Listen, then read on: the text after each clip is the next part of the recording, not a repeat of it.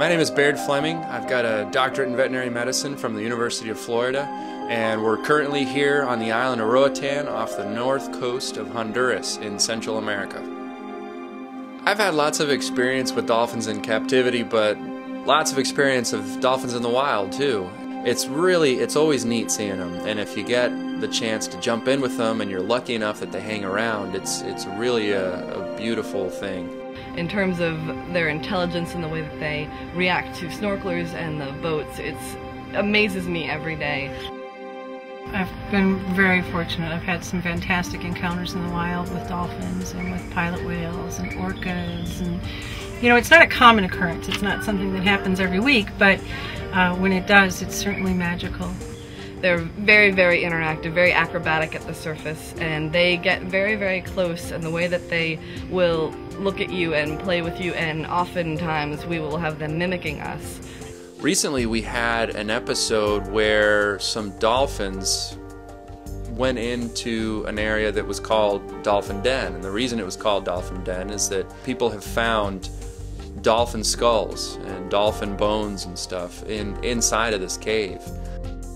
My friend Jillian, who owns Subway Water Sports, called me and she said she was quite excited and said that she had just done a dive at Dolphin's Den and they had found some deceased dolphins inside the dive site inside the caverns, one of the caverns.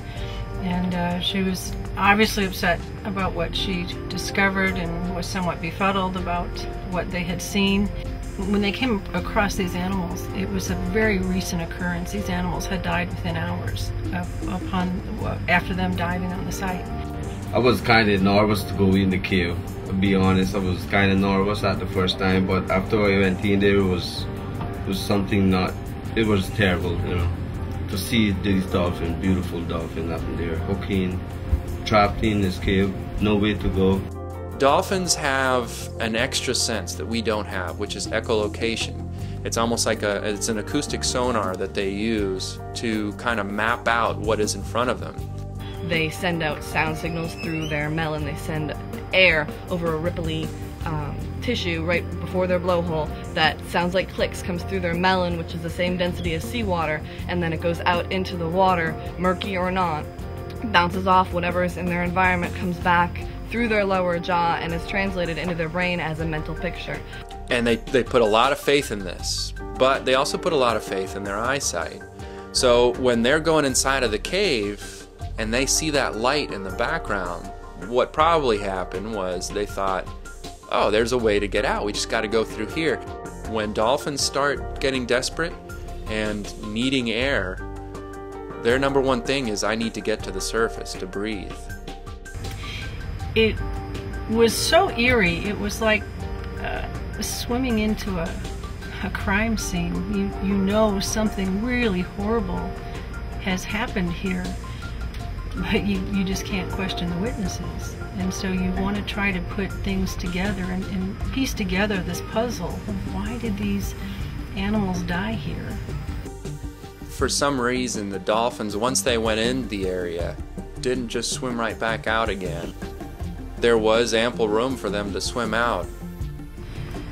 I couldn't help but thinking, why didn't they go up? Why didn't they go to the surface? It wasn't that far away. But really, there's no way of telling exactly why it happened or what happened. I mean, who knows? Maybe a predator was chasing them and it pushed them into that cavern. Maybe two get trapped, young dolphins, and they couldn't get out, and the rest of them just went in because they're always being a group. And, you know, they're not going to leave one behind, so all of them just stayed in and sacrificed themselves, I guess.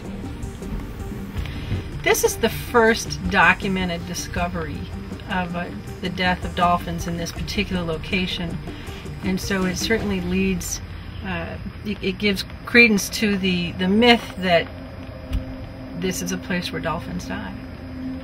Why this particular location, who knows? You never know. You know, it's really difficult to say why they went in and what made them not come out.